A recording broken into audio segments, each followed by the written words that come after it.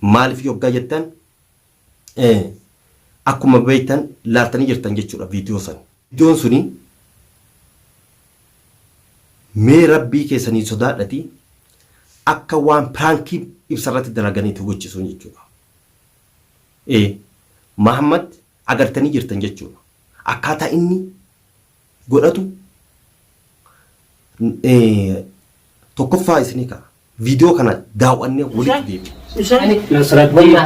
deebiin. Ibsaan akka namicha kanarraa hafayyuu baadhuu hanga dhumatti yoo wal'aantee nu wajjin itti fufte carraaqee. Yaa Rabbi obsanaa kenna. Abbaan sodaa kan geete wal'aanaa jiru ba. Kanaan laala bakka kana taa'ame bakka kanaan laalame ni achi laalaasi. Ibsaa. Obsi mara dawar gatte ka obsi ka ciniinnat dhuusi. Humnaani qabina ka humnaani mitiya humnaani miti. Si too geessan qaalicha too geessa. Ibsaa miidhee ta'uma jechuu jira. Jedhee hafi gattaa ogeessa kafinne waa atuu wallaalteetiin ogeessa kafinne. Mee jalaa kan achi haa ta'u yaarsi. Achiin halaalu achisi akkam kokkoletta kalaas fiddeemi lubaa deemiyyuu. Kana kottaa garaan namni Ameerikaa. Wayi. Sila gurbaan fayyaa. Fiddi siin jenne fidde gaa dubbiin gooree. Gattaa'ee namicha. Ogeessa akkam fiddee ogeessa ani yoo ogeessa kun hin fayyisin ni ajjeesaa jedhe maal jechuudha kun? Ni sababatan malee jechuudha. Ogeessatti sababatan dhukkubbii itti sababatan malee ibsaa qorichaa isa laaffessee isa suuta isa miidhu nyaachisan jechuudha. Kun dhibbaan dhibba jechuudha. Osoo amman tana ijji ni agartu jechuudha. Osoo amman tana ibsaa miidhamaa jiru tooftaadhaan ibsaa miidhaa jiran osoo ijji ni agartu callisee hin taa'uuf jechuudha amman tana jechuudha. Assalaamu alaykum warahmatullaahi wabarakaatuh. Akkam jirtan hundi keessanuu bakka jirtan hundattuu nageenyi koo isin bira haa dhaqqabu isiniin jecha. Har'aan tana maal qabattee dhuftee jechuun keessan hin oolamu. Wanta qabadhee dhufe xiqqoo viidiyoo waraabullee baay'ee na jibbisiise. Maal yoggaa jedhu iddoon dhugaan jirtu osoo dhugaan osoo jiru waggaa dhugaan kun awwaalameetuma dhugaa balleessan somni gubbarra oolee jechuudha. Santu amman tan na fide jechuudha. Maaliif jechuun keessan hin oolamu. Dhugaan maali somni maali? Yeroo somni moo'ee jechuudha. Dhugaan immoo dhokatu jechuudha. Kana jechuun immoo waggaa jedhu waa'ee ibsaatirraa isinii kaasuu dhufe jechuudha. Ibsaan yeroo ammaa kana keessa maalirra jira? Maal keessa jira jennee yoo ka ilaallu taate ibsaan maal ta'e? Maaltu itti bu'e? Ilmi namaa dhukkubsatuun ima jira jechuudha. Kan dhukkubsan hin jiru. Garuu immoo osoo nagaa qabu osoo akkatti deemu maaltu kanaan is ga'e? Yoo jettanii ilaaltan dhugaan ni qal'atti malee hin cittu jette Oromoon. Har'aan tana dhugaan sun immoo namoota keessa gad hubatee ilaaluuf immoo dhugaa san dubbatuu barbaada jechuudha. Ani badii yoo qaba badii ilmi namaa akka badii hin qabne hin jiru jechuudha. Shuur badii qaba jechuudha. Badii ilmi namaa akka badii hin goone hin jiru jechuudha. Kanaaf badii dogongorree irratti immoo an badii iddoo dogongorree hundarrattuu ni beeka jechuudha. Abbaa badii immoo irti balleessa dhiifaman jechuu qophiidha jechuudha. Nammas borus jechuudha. Abbaa fedhe haa ta'u. Garuu immoo osoo amman tana ijji ni agartu jechuudha. Osoo amman tana ibsaa miidhamaa jiru tooftaadhaan ibsaa miidhaa jiran osoo ijji ni agartu callisee hin taa'uuf jechuudha amman tana jechuudha. Maaliif yoo jenne viidiyoo kana hundi ilaaltanii jirtan viidiyoon kun mee namni dhukkubsatee fakkeenyaaf ibsaan dhukkubsatee akkaataa ibsaan itti dhukkubeetii fi akkaataa Mahammadii fi Nasraddiin godhatan yoo ka ilaallu taate nama sammuu qabutti hedduu nama gaddisiisa jechuudha. Hedduu nama gaddisiisa jechuudha. Ilaala yoo ogeessa akkam fiddee ogeessa ani yoo ogeessa kun hin fayyisin ni ajjeesaa jedhe. Maal jechuudha kun? Ni sababatan malee jechuudha. Ogeessatti sababatan dhukkubbii itti sababatan malee ibsaa qorichaa isa laaffessee isa suuta isa miidhu nyaachisan jechuudha. Kun dhibbaan dhibba jechuudha. Muhammad asii fi achi utaala, asii fi achi utaala, asii fi achi utaala jechuudha. Maaltu gamaa gamana utaalchuu isa gahe? Lammata. Musteefaa guddicha fakkeenyaaf kashaafaa geessan maaliif hin geessine haga yaadaa geessan? Waliin beeynash. Maaliif mimmaraamma? Kanaaf isin wanti garaa nama nyaatu jechuudha. Muhammad araara jedhet Nasraddiin silaa dhiisaa. Nasraddiin durallee ergamtuu tiyya ture. Har'as immoo ergamtuu Muhammad ture jechuudha. Muhammad gocha duraan irraa eegalee hanga ammatti gocha suukaneessa dalagaa jira jechuudha. Shuur kun dhibbaan dhibbatte jechuudha. Ergama ofii fudhateeti jechuudha Muhammad. Ergama ofii fudhatee dalagatti jira jechuudha. Tooftaa namni hin beekneen ibsaa miidhaa jira jechuudha. Kuni hedduu nagaddisiise jechuudha. Amma immoo ani gara fedheenuu jechuudha. Akkasumas osoo xilaatummaa waliin qabnu garuu immoo miidhaa ibsaa hin danda'u jechuudha ammarraa. Miidhaan ibsaa miidhamu hin danda'u jechuudha. Fedhaan achitti na hagorra'an maaliif jalqaballee gocha kana guutuu akka itti nanaqee jedhe xiiqiidha malee bajoo ibsaa qabaadheef miti an jechuudha. Ibsaa waan godheef miti an garuu immoo ka akkana godhaa jedhee yoo sanillee fakkeenya honni jedhe Muhammadha malee nama biraati miti jechuudha. Dhugaa dabseef wanti ani na wanna jedhu tokko hin jiru jechuudha. Dhugaa san himee bakka innatti dhiitetti buluu naa wayya jechuudha. Kunoo viidiyoo kanallee ilaalaa jechuudha ammaan tana. Viidiyoon kuni wanta inni jedhu akkaataa isaanii, akkaataa adeemsa isaanii, akkaataa gocha isaanii ilaala. Waan baay'ee nama gaddisiisu jechuudha. Maaliif Muhammad hayyee fakkeenyaaf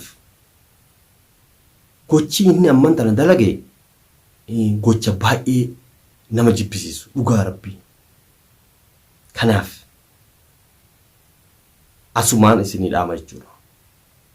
Ibsaan waan tokko ta'ee ani ammaan tana ibsaa qophiidha fakkeenyaaf mirmaraa isin dhayxanii namticha mana yaalaa mallaqa nyaachiftanii achi as deebi'ee nagaa jettan sun sobaa jechuudha.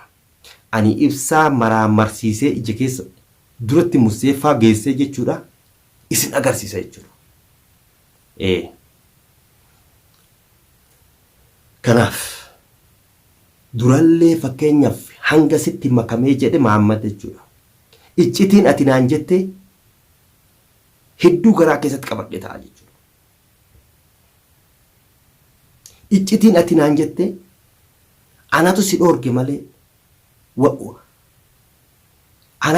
malee ibsaa miidhuuf gaafa guyyaa fakkeenyaaf micayyoo masarat sun nu haamtee bakka tokkotti dhayne maal nuun jette micayyoo sun yaadatta?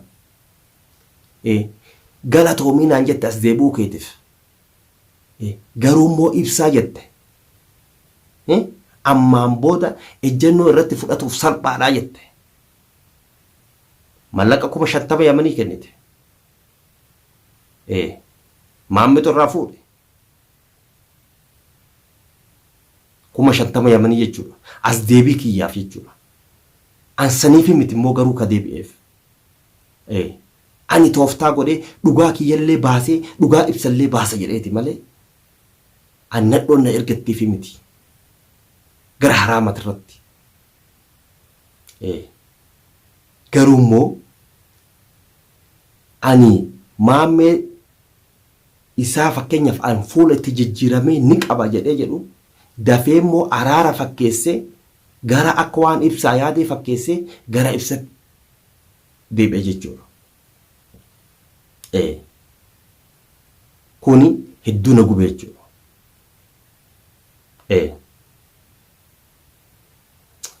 Ilaala. Keessa gabbu'aa ilaala.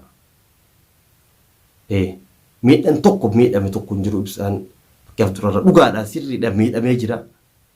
Anis innis tumee jira jechuudha. Dhugaa isa wanti dhoksinu tokko hin jiru jechuudha. Miinee jira jechuudha. Garuu immoo har'aan tana wanti na qaqqabataniif tokko hin jiru jechuudha. Namni nama wal'aanu akkas hin godhatu. Mahammad mirqaana jimaa akka ofitti guuree jechuudha. Gocha sanii akkasitti gamaa gamana fiiguu suni akkaataa akka waan Mahammad ibsaaf yaadee fakkeessanii fakkaatee jechuudha. Haa namni jedhuuf Mahammad ibsaaf akkaatti cinqamaa jira haa namni jedhuuf akkana godhataa jira jechuudha. Kunoo viidiyoo ilaala. Viidiyoon tunu fiizikaala isaanii himte jechuudha. Fiizikaala ibsaan Mahammad godhatu ni himte jechuudha. Sure.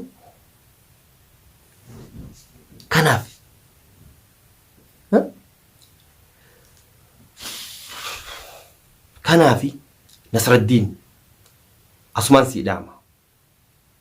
Gocha Mahammad si ergee akkana raawwattu kanarraa ni dhaabbatta taanaan ni dhaabbatta. Hin dhaabbattu taanaan booddee kan kee waan inni ta'u ilaali. Gocha kana guutuu ka'ee jalqabe Mahammadha jechuudha. Ifatu addaan saayinee walitti himna jechuudha. Ibsaan dhugaa qaba jechuudha. Rakkoo Mahammad uuman jecha rakkoo Mahammad fi micoon sun uumteef jecha ibsaa jiruu isaa dhoorginee. Ani xiiqii fi malee ibsaa wanti wal goone tokko hin jiru. Wannumti tokko wanti inni godhe tokko hin jiru. Garuu immoo xiiqii fi bayinsaan asirraa achi bayi kanatti dallawatee jechuudha. Hedduu dhiibbaa hedduu dinatti godheenna ka'ee deemee jechuudha. Saniin nu mataa kiyyatti kan murteesse ani asumaan araara jedhee fakkeessee Mahammad qabuuf jechuudha. Garuu Mahammad immoo dafee narratti beekatee na harkaa bahe jechuudha. Garuu immoo dhugaa ibsaa osumaa beenu hin awwaallu jechuudha. Ibsaan dhugaa qaba. Sure dhugaa qaba. Tokkoffaa mana ofiitirraa maraachiftee booroo isaatirraa maraachiftee sammuu isaa tuuttee maatii isaa wallaalchiftee haadha mana isaa kan waggaa fiqaa waliin ture wallaalchiftee gocha kana hin dagatte Mahammad. Dalagaa hanga hammatte jechuudha. Ibsaan dalagaa jibbee jechuudha. Dalagaa dhiisee dalagarraa baaftee haadha manaa akkasi baay'ee na gaddisiisee jechuudha. Dhugaa Rabbii hedduu gaddita jechuudha. Anuu gocha dalage ibsarratti gocha dalage san hunda yoo as deebi'ee ilaalu ni seenaye jechuudha. Dhugaa garuu afaan qabaaf dubbadha malee ni seenaye jechuudha. Yeroo akkana jedhu kana kadhaa keessaniif miti. Sodaa keessaniif miti. Osoo dhiira taatanii hanga ammaa hunoo erga ibsaan bahe maaliif nan qabin? Maaliif nan qabin? Kijibduudha.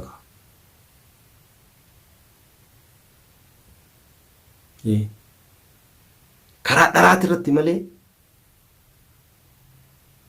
karaa tolaati irratti eenyu wal gorsee beeka. Ibsaan immoo yeroodhaaf nama miidhuu ni dandeetta. An baroomsa naa ta'e jechuudha. Osoo barbaade isin qaba jechuudha. Garuu immoo amman tana jechuudha. Amman tana anaafatis illee waliif teennee jirra jechuudha gabaabumatti. Anaafatis walii teennee jirra jechuudha. Please gurbaa dhiisaa. Please. Kalaas dhiisaa ni gahaa dhiisaa. Ergamni micoona isin ergite wanti isin fayyadu tokko hin jiru. Rakkoon kana hundaa kaasiin gahe Mahammad. Amman tanas akka nama isaaf yaadee fakkaatee hunoo gurbaa duraanuu yaada keessa galee jiruun taadhooftee dalagaa fi maaliin ta'e amman tana kunoo manatti galchitanii sammuu isaatii fi dugda kiyyaa fi garaa jedha. Kuni qoricha suutanii nama laaffisuu itti kennan jechuudha. Kuni gocha Mahammad ni beeka jechuudha.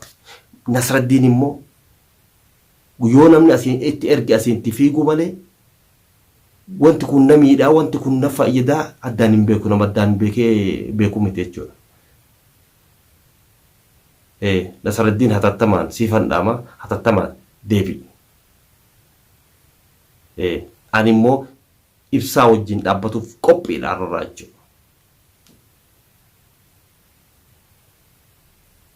Akkasitti badii ibsatti balleesseef dhiifama gaafadha. Garuu immoo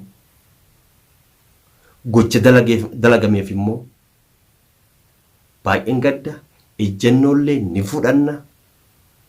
Ammaan boodatti walirra qabuun hin barbaachisu jechuudha.